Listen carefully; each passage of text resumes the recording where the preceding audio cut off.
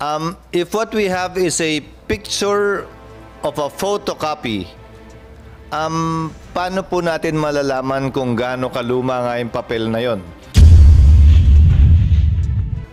Ninyo, ikaw, attorney, kung sabihin mo na never nag-exist yung papel na yan, yan ay gawa-gawa lang. Maniwala kaya ako sa'yo? Yung nature ng papel, kahit na photocopy lang yan, paano lalabas yung soft copy kung walang hard copy? Tingnan mo nature ng papel. Tingnan mo, kung sabihin mo, new file yan, that's an old file. Tingnan mo yung color ng papel. If what we have is a picture of a photocopy, paano po natin malalaman kung gaano kaluma nga yung papel na yon? Oh, anong sinisirox niya? Kung ano kinukopyahan kung wala yan? Kung hindi yan existing. Your Honor. If you're going to say na hindi totoo yung papel na yan, parang na rin sinabi mo na ako'y nauto ni Morales. Kasi sinabi ko naman talaga, totoo. Makita mo na yung papel, oh. Discolored. Andyan yung papel na yan. Your Honor, Ako'y naniniwala na may papel na ganyan talaga. Despite the fact na soft copy lang yan. Paano magkakaroon ng soft copy kung wala yung papel na yan? Recording in Diba? progress. Very clear yung papel. Brown na nga, oh, sa kalumaan niya. Iulit, oh, tingnan mo. Mga stain sa baba, oh. Pwede ba yung i-computer generate yan? Yung papel na yan, i-imbintuhin mo yan? Pati yung butas doon sa puncher? Just one, physical examination of the papel. Although, Xerox lang yan. Pero yung original na papel yan, tingnan mo. Lumang papel talaga yan. Tingnan mo nature ng papel. Tingnan mo, kung sabihin mo, new file yan, that's an old file. Tingnan mo yung color ng papel. Yeah? Color na papel. At saka yung butas doon sa confidential. Lumang papel yan. Pero ang tanong dyan, sino may hawak ng papel na yan? okay, Diba? that's what we are going to answer Okay. po, Your Honor, in my next presentation. In So, some of the slides. settle tayo dyan na kung hindi yan na-submit at hindi na-approve, obvious, hindi talaga magkakaroon ng control number. Yes po. Correct? Yes Okay. po. Please continue. But napakalinaw po during the series of questions na tinanong po yung ating resource person that he cannot even present any evidence that would prove that these two documents ay talagang nangyari o totoo. In this pre-operation report, makikita po natin. If you're going to say na hindi totoo yung papel na yan, parang na rin sinabi mo na ako'y nauto ni Morales. Kasi sinabi ko naman talaga, totoo. Makita mo na yung papel, oh. Discolored. Andyan yung papel na yan. Ang tanong lang kayo kung sino may hawak. Ha? Your Honor, Ako'y naniniwala na may papel na ganyan talaga. Despite the fact na soft copy lang yan. Paano magkakaroon ng soft copy kung wala yung papel na yan? Recording in Diba? progress. Very clear yung papel. Brown na nga, oh, sa kalumaan niya. Iulit, oh, tingnan mo. Mga stain sa baba, oh. Pwede ba yung i-computer generate yan? Yung papel na yan, i-imbintuhin mo yan? Pati yung butas doon sa puncher? Just one, physical examination of the papel. Although, Xerox lang yan. Pero yung original na papel yan, tingnan mo. Lumang papel talaga yan. Kaya nga, ako yung naniniwala sa inyo na wala talaga sa inyo. Most likely, ito sa akin. Kung hindi man ito nalagay sa file ninyo, ito honest opinion ko ito.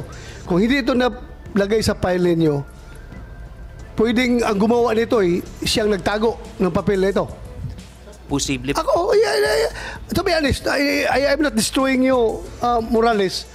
Ako, isa rin sa iniisip ko na pwedeng ikaw gumawa nito, hindi mo na-submit, baka nasa iyo yung papel na yan. Pero, sige lang, I am giving you the benefit of the doubt. Pero pag sinabi ninyo, ikaw, attorney,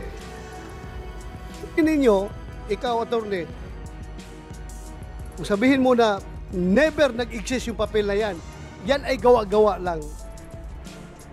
Maniwala kaya ako sa'yo? Yung nature ng papel, kahit na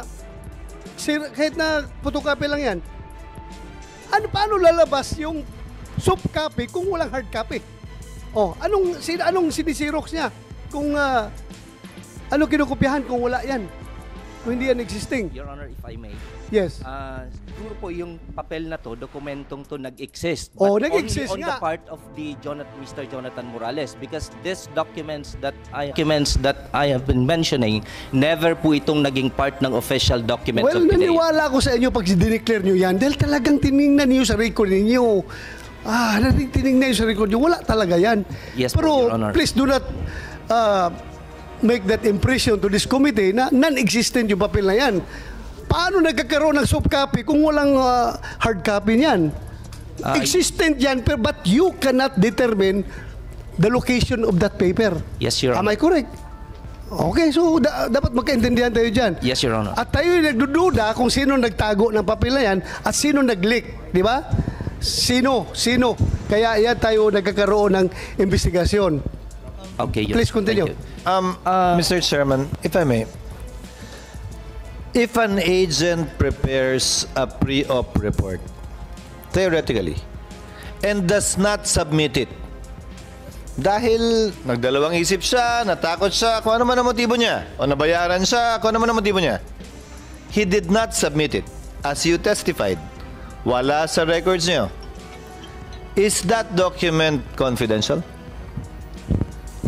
Is that document part of your official records? My answer, Your Honor, it's no. It did not become part of the official records of PIDEA. Maybe that documents ay naging official or personal file lamang po ng ating resource person. Ngayon, ang personal file ng isang resource person, tulad ng sinabi ng ating chairman, nung siya'y police, marami siyang mga informant, may mga ebidensya kang nakakalap, pag-alis sa departamento, pag-retire, dala-dala niya yun. Iuwi niya yan. Parang ako rin yan.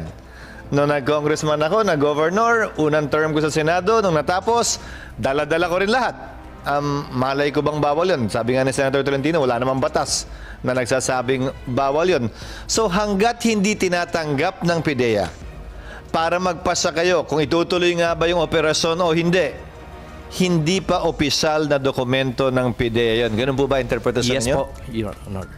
So it may be a document prepared by a PIDEA agent, but not something that the PIDEA would stand on as of yet, because it has not yet been tested, the veracity, the validity, at hindi hinusgahan pa kung ito nga ay i-operate natin o hindi. Yes po, Your Honor. Ngayon, tudutuan ko po kung pinapanood niyo po yung mga hearing ni Senator Bato na number 1 yata to sa social media ngayon, ang alegasyon ni Ginoong Morales ay hindi sa pinayagan i-operate ito. Pinigilan siyang i-operate ito. Umakyat hanggang kay General dating Director Kakdak. Umakyat hanggang kay Gadapan. Umakyat hanggang kay Esasawa. Ang dami ng pinuntahan. Kaya pinatawag pa raw siya sa Malacanang. Ang tanong ko, kung hindi bahagi ng record ng PIDEA, paano ito matatanggihan ng kahit sino sa PIDEA kung wala sa records? Okay, Your Honor. Actually po ang nangyari dito kasi is hindi po sinunod ni Mr. Morales yung standard procedure of PIDEA. Kasi pag may dumating na confidential informant, yung dapat gagawin niya after conducting interview, si Mr. Morales dapat kakausapin niya rin po yung kanyang immediate superior, which is the division chief during that time ay si Director Francia. And after talking sana kay Director Francia, Nasaan si Francia? submit po siya ng Tabel? letter. Tingnan. Your Honor, Mr. Chairman, dininay nga po ang instruction po ni Wait until I recognize you, ha? Kaya may chairman dito para ako magdala sa discussion. Tatanungin kita mamaya. You want to say something? No, he was about to say Yes. something.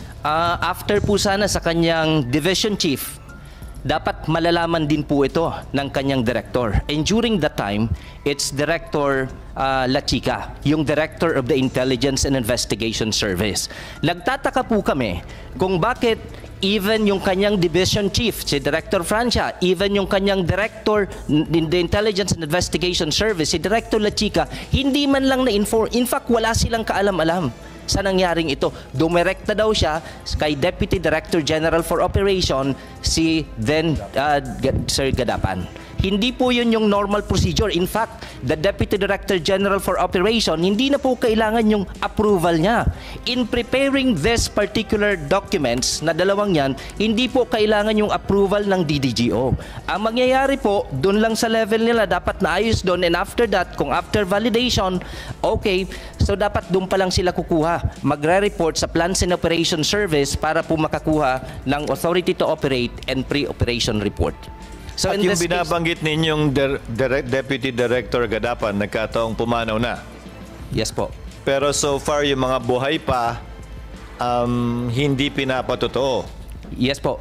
Actually, Yung mga allegation yes po. so far Actually, na- Your Honor, sa presentation ko po, kasama po dyan yung affidavit of the 8 agents that during that time, they were assigned doon po sa Intelligence and Investigation Service. Now, kung sila po Sandali, yung... sandali ha. Andito mala si General Kakdak. Sir, this happened during your time? Di ba, 2012, ikaw, o si Gutierrez? No, Your Honor, it's but still Yusek Gutierrez. Ayun si Gutierrez pa, sir? Yes, sir, because I assumed October 18, but my order is October 11. Okay. Thank you, sir. Thank you, Your Honor. Ang hirap pula na tayo matanong dahil puro pumanaw na, nasa langit na. Thank you. If I Thank you, may- sir. Thank you. If I Please may continue. Dito po sa dalawang nakita natin na pre-operation reports in authority to operate, sabi ko po kanina maraming blanco. And then we have to take note of the fact na linagay niya po dyan na 7 other personnel of the IIS, Intelligence Investigation Service. Consistent po yan doon sa kanyang naging letter sa aming pong Director General of PIDEA dated April 7, 2024 na yung conduct niya ng interview doon sa confidential informant ay in front of some other IIS personnel. So ano pong ginawa ni PIDEA para po malaman kung totoo o hindi? Pinatawag po namin yung mga naka-assign during that time sa Intelligence and Investigation Service. Sino-sino yun? We have consulted the Director of the Human Resource Management Service of PIDEA, and then kinausap namin sila, nangyari ba talaga to o hindi? Recording in Ang sabi progress. po nila, wala po silang kaalam-alam, wala po silang natatandaan based on their personal recollection na may nangyari pong confidential informant na nag-report stating therein na yung subject po na nandito sa ating pre-operation report and the authority to operate ay naging po. Okay. Yung nga, na-discuss na natin ang previous hearing, no? Yung affidavit nila. Yes. Pero yung tinanong ko sila, were they present during the time na kinausap ni Morales yung confidential agent, allegedly, yung araw na yon, which was a Saturday?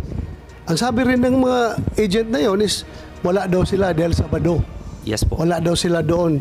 So tinanong ko pa nga, ano magiging implication nitong affidavit nyo doon sa pag-disclaim sa claim ni Morales na wala pala kayo doon sa area nung panahon na yan. Kaya just to be fair, just to give weight to all these testimonies. Yes po, Mr. Chair. Pero Sige, po, continue. sa letter niya po kasi, Your Honor, binanggit niya po na yung kanyang pagkakausap dun sa confidential informant ay in front of some other IIS personnel. That's why, ang ginawa ni PIDEA... Yung nga problema, hindi nga niya masabi kung sino yung mga tao yes na yun. po. We have a Ma-recall mo, Morales, sino yung mga kasama mo doon? Your Honor, nandun po doon sa deposition. Nandun po kung sino-sino yung nandun present. Hindi mo bigay ang pangalan. Wala mo, hindi ka malala. Harap mo.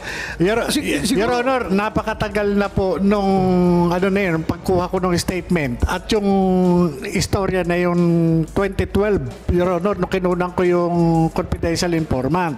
Kaya yung pong sinasabi nila, no, na ganyan, pinaharap nila yung mga dati kong kasama. Your Honor, naiintindihan ko po yung pinagdadaanan ng mga kasama ko. Wala naman ho silang pagpipilian. Kung pipiliin nila ako o pipiliin nila yung trabaho nila ngayon, Your Honor. Okay, sige, thank you. Your Honor, continue. dito po yung mga nag-execute ng affidavit, we can once again ask them regarding this. Kasi wala naman pong ibang sasabihin si Mr. Jonathan Morales na kasama niya kung hindi po yung mga naka-assign doon sa Intelligence and Investigation Service. And then, one thing, Your Honor, if I may continue, dito po sa ating pre-operation report, ang nakalagay po dyan na unit is Unit 4-C. Yun po yung address sa Rockwell, Unit 4-C. At kinonfirm po ito ni Mr. Morales during the first hearing. At ito po yung lumalabas sa social media for the past 2 months na nakikita po ng lahat, nakikita po yung address 4-C po ito. At ito po yung kinonfirm niya for several times. Inamin naman rin niya na clerical error yon. 46-C talaga yung unit ni Marcel Soriano kasi nakalagay din doon sa ibang papel niya 46-C, di ba? Yes po, sir. So, ano mangyayari naman yan sa atin yan, yung mga nagkakamali tayo sa ating mga papeles? Mas importante, na-confirm natin na mayroong 46-C sa Rockwell na pinagmamay-ari ni Maricel Soriano na inamin mismo ni Soriano when he testified before this committee. Di ba? Your Honor, ang point lang po namin is sobrang magkaiba po yung Unit 4-C sa Unit 46C. Yung nga, inamin nga niya, nagkamali daw siya, kaya 46-C yun ang totoo. Tinanong ko siya kung saan ang totoo, 4-C or 46-C. Kasi mayroon din siya papel dyan na 46-C. Nakita mo? May papel siya dyan na 46-C. So, kinuprunta ko siya, saan itong dalawa ang totoo. Sinabi niya 46-C. So, let's leave it at that. Thank you. Please Thank you, continue. Your Honor. Please, next slide. Yung ating pong pre-operation report and authority to operate, they do not exist in the PIDEA Regional Office, National Capital Region, Records of Operational Coordination Reports. Makikita po natin dyan na yung March 10 and March 12, 2012, meron pong naging coordination. March 10, ang serial number po ay nagtatapos sa 22. Yung March 12 naman po ay nagtatapos sa 23, indicating na wala pong other coordination nangyari in between the March 10 and March 12. Yung March 10 pong binabanggit dyan, hindi po yan yung tungkol doon sa pumuntang confidential informant kay Mr. Jonathan Morales. Gusto ko pong i-reiterate na ito pong papel na to magpapatunay na wala pong anumang nai-report sa regional office ng National Capital Region pertaining doon po sa pumuntang confidential informant. At hindi po ito madadaya dahil serialized po yung control number. Magkasunod po yan, wala pong in-between na nangyari and wala pong other coordination. Kailangan ba talagang ipaparating mo doon sa regional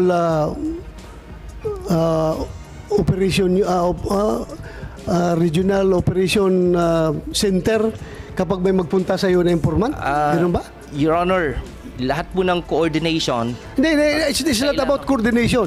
This is about yung paglapit ng tao sa iyo. Ikaw, may confidential informant ako. Pupunta ako sa iyo, sir. May impormasyon ako na ganito. I-report mo kagad dyan sa Regional Operation Center na may pumunta sa akin na informant? Is that the way it is? Hindi po diretso, Your Honor, after na po ma-process. Oh, after nga ma-process. So, after ma-process. Yes po. Sige, continue. Thank you, Your Honor. Next slide, please. These documents do not exist in the records of the National Operations Center of PIDEA. So katulad ng nakita natin sa previous slide, the serial number dun sa March 10 and March 12, 2012 ay magkasunod. Yung isa nagtatapos po sa numbers 11 at yung kasunod po nagtatapos po sa numbers 12. Ibig sabihin, I think I get your point. I get your point. The mere fact na wala siyang control number, wala talaga. No use discussing all these things. Yes. Kasi wala naman talagang control number yon. Paano natin ikumpara? Walang control number dahil na-disapprove, hindi natuloy yung operation, di ba? Yes, Your Honor. So, Just to there's prove, no Your choice, there's no use discussing this. Dahil, to start with, yung papel na pinapakalat sa social media, wala talagang control number. yeah, I'm just presenting this, Your Honor, just to prove that these documents ay hindi po talaga naging official documents of PIDEA. Ay, hindi naman talaga. Naniwala ako sa inyo na hindi talaga. Thank you, Your Honor. Naniwala ako. No need of explaining it.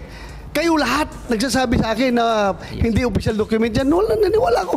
Hindi mo talaga makita yan doon. Saan mo makita yan? Hindi mo makita yan. Kahit Thank na anong hanap ninyo. Thank you, Your Honor. Pero, siguro naman, kayo lahat mag-agree sa akin na yung soft copy na yan, meron talaga yung papel na existing na hard copy na kinopyahan ng Xerox. Ha? Everybody agree with me? Ha? Your Honor, actually, kung makikita natin yung pre-operation reports at authority to operate na sobrang medyo malabo at maraming information yung natanggal, kahit sino po sigurong dating PIDEA employee or lalong-lalo na PIDEA agent po pwede pong gawin yan. Madali lamang po yun, lalong-lalo na kung yung taong yung meron po siyang You mean to say, yung ganong kaluma na papel, pwedeng gawin ngayon? O existing yan noon? Anong klaruhin natin? Pwede po kasi, Your Honor, that's because of paulit-ulit pong na-photocopy. Parang it appears na parang Mr. luma Chairman, po siya. Mr. Chairman, if Yes, I may. I I did not attend the first hearing and did not attend the entirety of the second hearing, but I know for a fact it's a photocopy. It's a picture of a photocopy is what we have. If what we have is a picture of a photocopy, paano po natin malalaman kung gaano kaluma nga yung papel na yon? Na may butas, meaning nasa folder dati. Pero paano ho natin malalaman kung brown na yung papel, kung luma na yung papel, if what we have on hand, without Agent Morales presenting, former Agent Morales presenting the original, if he has it, how do we find out if it's, how did we find out that it is an old piece of paper? Paki-plus nga yung papel na yan. Paki-plus ulit yun, yung papel. Paki-plus. Especially referring to the color, Sige, Mr. yung Chairman. color kanina. Sana yun. O yan o. Yan, tingnan nyo. Yung mga markings na yan, sa kalumaan na yan, at saka nabasa-basa na yan siguro. Mr. Chairman, I went to the College of Law. I would photocopy at least about 100 volumes of SCRA. Depende ho dun sa Xerox eh. May Xerox na maganda. May Xerox, so yung mas murang Xerox, mas pangit eh. Yung mamisong Xerox nun, clear eh. Well, pagkakaroon din ng kanya-kanyang Yes, I agree. But opinion nito. Pero ako, nag-retire ako sa PNP.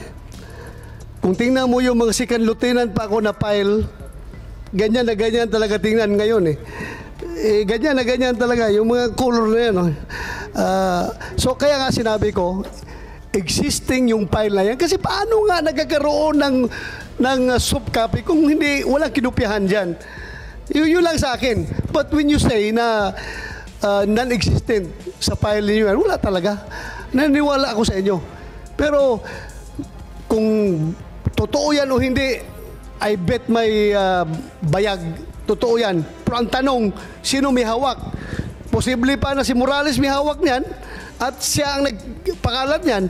To be frank about it, isa yan sa mga pagdududa na iniisip ko, Jonathan Morales, na Yes, Your pwedeng Honor. ikaw. Ang ano nga, Your Honor, Mr. Chairman, kaya lang ako napunta rito as resource person dahil nga nung sumulat ako sa kanila, sinabi ko na wala akong kinalaman dyan sa nilabas ng vlogger kasi kinontak lang din sir ako ng kasama ko sa PIDEA. Yung nga, Kaya ko lang din nalaman. yung nga problema, hindi pa pinakita yung pangalan mo dyan, hindi pa nakita yung signature mo, sumulat ka agad sa PIDEA na claiming Yes, sir. ikaw Dahil ang gumawa. Ikaw ang nakita ko, gumawa. yes sir, Your Honor, dahil tanda ko naman talaga na ako talaga yung nag-imbestiga doon sa confidential informant. Alam nila yan sir, alam nila. Dinideny lang nila ngayon. Anyway.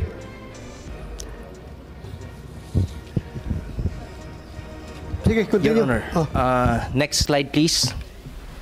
They do not exist in the PIDEA blatter book ng aming Plans and Operation Service from 2010 up to present.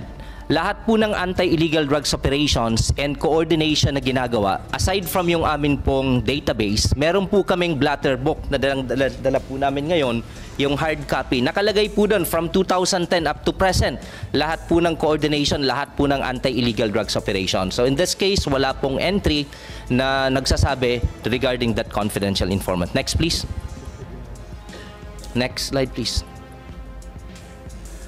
Ito po yung certification that we have from the Plans and Operations Service stating therein na wala nga pong nakalagay doon na nagpumunta na confidential informant and wala pong nag-coordinate regarding that matter. Next slide, please. Dito po sa aming formis, nabanggit po ito dati na although hindi po nakalagay sa aming formis, ito po ay hindi rin nakalagay. Before formis kasi meron kaming data monitoring system, yung Damon po. Hindi din po ito nakalagay doon. And then, the name Bongbong Marcos. Hindi talaga malagay doon kung hindi sinubmit yan, hindi pinagay doon. Wala talaga. Hindi mo makita yun doon kung Yes. meron nagtago niyan. Yes po. And meron nagtago niyan. yes. So, And the name Bongbong Marcos. marami ka pa? Marami ka pang aside from that? Kunti lang. Please wrap up dahil ako ang prayer ngayon sa session hall. Baka 2 beses akong pagalitan ni Spin ito. Hindi ako last session akong nalate ako sa prayer. Please, continue. And the name Bongbong Marcos, alias Bonget, does not appear in the National Drug Information System or Interagency Drug Information Database. Hence, he has never been included in the drug list or been subjected to any negation operation. Next, please. Remember, we're not talking about the drug list dito, ha? Ang ating pinag-usapan to yung leak na yan, yung pre-operation report at saka yung authority to operate, yun ang pinag-usapan natin, hindi drug list. Kasi ako, kung tanungin mo rin ako, nag-PNP ako, wala talaga ako nakita about that information. Ako mismo, honestly speaking, wala ko nakita. Pero hindi ko sinasabi rin na hindi siya pwede magiging subject sa information galing from somebody. Yun lang sa akin. Pero kung sabihin mo yung list na yan, wala ko nakita. Ako. Sige, continue. Thank you, Your Honor. Next is the affidavit, joint affidavit ng mga naka-assign in the Intelligence and Investigation Service during the March 2012. Okay, stating in the affidavit po na wala sila based on their personal recollection, wala po silang nalamang ganong information. Next slide, please. Certification coming from the Human Resource Management Service of PIDEA na kung sino-sino po yung assigned na mga drug enforcement officers during that March 2012. Next, please. And ito po, yung pagkatao ng ating resource person, one of the topics that we discuss in the investigation that we have conducted. Your Honor, Mr. Chairman. Yes, go ahead, Senator Chis. Narinig na natin, akusado, maraming kaso, nagsinungaling noon, meaning it'll be submitted anyway. Since you will be doing the prayer, Mr. Chairman, Yes. I'd like to take advantage of the presence of this witness. Tokayo, Attorney Francis, is a pre-operation report and authority to operate that document, is it a controlled document o form lang yun na matatagpuan sa opisina ng PIDEA? That's not a controlled document. Yung yan pong... So form lang yun na matatagpuan sa opisina ng PIDEA, Yes. dadabot ka ng isa kung may gagawin kang, isasubmit kang pre-operation report o authority to operate. Tama po ba? Yes. Magiging controlled document lang yan pag nalagyan na ng numero. Yes po. So hanggat wala pang numero yan, hindi pa yan controlled document, therefore hindi pa yan official document, therefore hindi pa siya public document, therefore hindi pa siya kasama sa official records ng PIDEA. Yes po. Magiging official record lang yan, gaya na sinasabi ni Chairman De La Rosa, wala kayong kopya kasi hindi pa nga sinasubmit. Kung hindi pa siya sinasubmit, hindi rin siya bahagi ng official records ng PIDEA. If it is not part of the official records of PIDEA, it is not the proper subject matter of a leak either yet. Kasi hindi pa naman bahagi ng official record ng PIDEA. Ngayon, posible na may ginawang ganyan talaga si Ginoong Morales. May informant man o wala, may nagbigay man ng affidavit o wala, may picture man o wala, posible yon. Pero hawak niya, file niya, nasa kanya. Sa puntong yon, since you're an attorney, Francis, public document na ba siya o hindi pa? O dahil sa officer agent ng PIDEA, may tuturing ng public document siya? No, Your Honor. My next question, sir, is kung ito'y pinanumpaan, affidavit sino po ba yung nagpapasumpa sa PIDEA noong mga panahong yon? Marami pong lawyers na naka-assign po sa Legal and Prosecution Service of PIDEA. Sila po yung dapat na magpasumpa. Kung lawyer po yan at I presume pwede lamang sila magpasumpa kapag sila'y notaryo. Meron pong mga may notarial commission during that time. Yung walang notarial commission, meron po ba silang listahan ng mga pinapasumpa? Meron po kasi yung iba doon, although they don't have the notarial commission, allowed po sila to administer yung mga documents po. Allowed sila to administer oath, pero nire-record ba nila yung sumusumpa sa harap nila? Kahit wala silang notarial commission? Sino-sino po yung mga nagpa-administer doon sa office? Matanong ko po kayo, sa dokumento ng PIDEA, kung binaligtanawan nyo talaga at nag-research po kayo sa lahat ng dokumento, meron po bang nakasaad doon na may nanumpa noong araw ng Sabado patungkol po sa bagay na ito? At kung sakasakali, listahan ng mga notaryo o mga abogadong may notaryo, dahil may record po yan ng kanilang mga pinanumpaan 10 years ago, 15, 20 years ago. Sinasubmit po yan sa husgado kada taon ng lahat ng notaryo. Wala po kaming nakitang records. In fact, I issued as Director of the Legal and Prosecution Service a certification na wala po kaming nakitang records na ganon.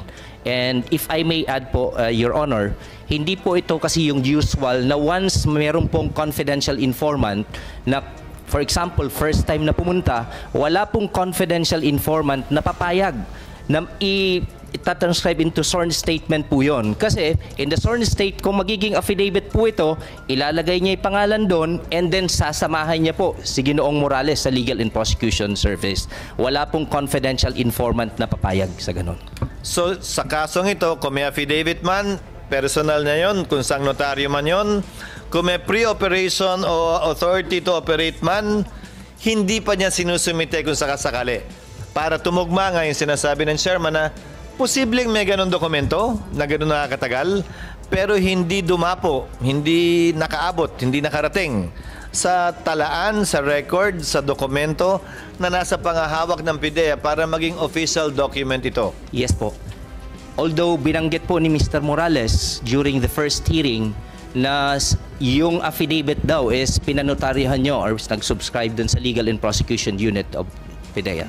Walang record nga doon. Wala pong records. Nang may sumumpa doon sa petsang yon. Wala po, Your Honor. Huling katanungan, Ginoong Chairman. Itong pre-operation report at saka authority to operate. Kapag ka ito'y nalagyan na ng control number, dadaan na po yan sa proseso at kailangan ng pagpasahan ng mga opisyal. Tutuloy ba to? Wag itutuloy ito? Etc. etc. Tama po ba yan? Tama po. So ito'y kumbaga application lamang ito. Opo. Pag sinumite, doon palang gugulong yung bola, ika nga. Opo. Hanggat hindi sinusumite, hindi gugulong ang bola. Opo. Tama At po. walang kailangan pagpasahan sino man sa hierarchy ng PIDEA. Tama Mula sa kanyang immediate hanggang sa pinakamataas na opisyal ng PIDEA. Tama po. Thank you, Mr. Chairman. Thank you, Attorney, for that clarification. Thank you, Thank you Senator very much. Chis. Mag-sisisyon na tayo. Ganito na lang. Meron pa tayong isang hearing. Sana makarating yung hindi pa nakarating dito. Then afterwards, tapusin na natin. Tapos na ito. Mr. Chairman, Yes. on that point, before we adjourn, I'd like to raise an issue now or probably on the floor later because I heard the chairman earlier that we would have wound up this hearing if Secretary Ochoa had attended. But my problem, Mr. Chairman, is Maharlika, the number one antagonist, protagonist, character, whatever you call it, has no plans of attending. She has said so herself, Mr. Chairman. So, do we wait to and keep this hearing open? In regard to the other names mentioned, I brought this up in the last hearing, Mr. Chairman. For example, Mr. Morales mentioned President Duterte that he knows. Yun ang claim niya. I raised the issue na hanggang saan tayo magpapatawag sa pangalang binabanggit ni Ginoong Morales. Binanggit niya si Ms. Maricel Soriano, inimbitahan natin. Binanggit si General Kakdak, inimbitahan natin. Si General Serapio, inimbitahan natin. Gaya ng sinasabi ko, Mr. Chairman, at some point in time, we have to rein in kung hanggang saan lang. Kaya ng sabi nating Senate President earlier.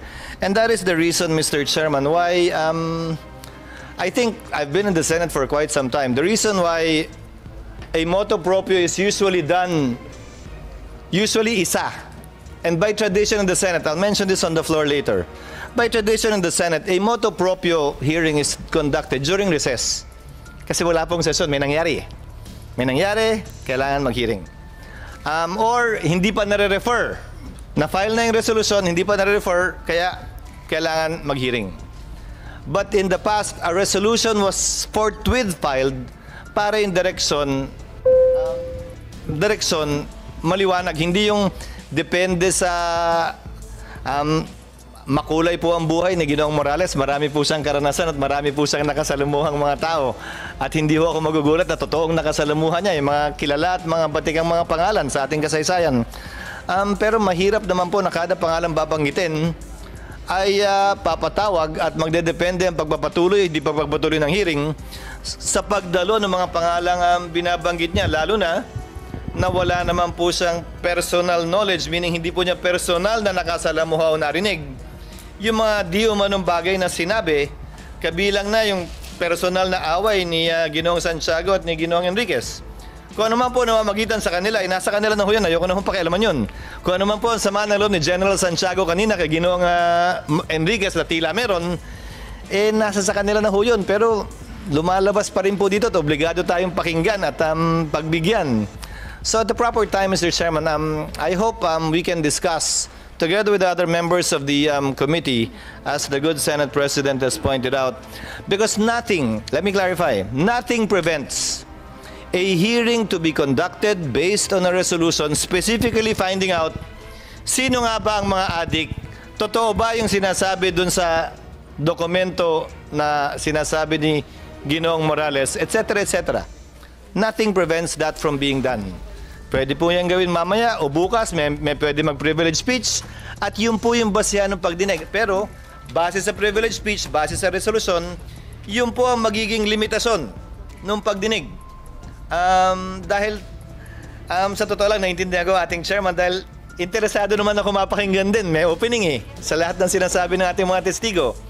Subalit, mahirap naman po na kada pangalan babanggitin ay gagawin natin depende ron yung pagdinig kung itutuloy pa o hindi na. Yes, Thank you, Mr. Chairman. Again, I submit. Thank you. I admire your insights, your inputs, and again, I have, kung hindi ko pa na-rule yan, right here, right now, I'm going to rule that kahit na nabanggit ni Morales, ni PDEA Agent Morales, si President Duterte, si President Bongbong Marcos, I have to rule now as the chairman of this committee that I'm not going to invite those personalities. Now, but please just give this chairman the, how do I English this? Please give this chairman the Leeway. No, not leeway. I'm referring to give this chairman the prerogative to invite kung sino ang gustong i-invite. And anyway, yung sinabi ni General Kakdak, most of them are not to be strict about it, about the being a germane to the topic. Ay medyo ibang topic na yun, di ba? But still, we have gained some insights coming from his statements as far as the drug situation of the Philippines is concerned. So, nagpasalamat pa rin ako sa sinasabi ni General Kakdak. Kasi, again, we are testing the credibility of our resource person. Nandun yun sa sinasabi ni General Kakdak. We can get some insights from that. So, right now, I am asking my colleagues and also the Senate President na pagbigyan na lang ako kahit na ito'y motu proprio investigation. One more time, isa na lang. Next week para naman tapusin natin. So yun lang po. Again, thank you sa inyong lahat. Again, next hearing is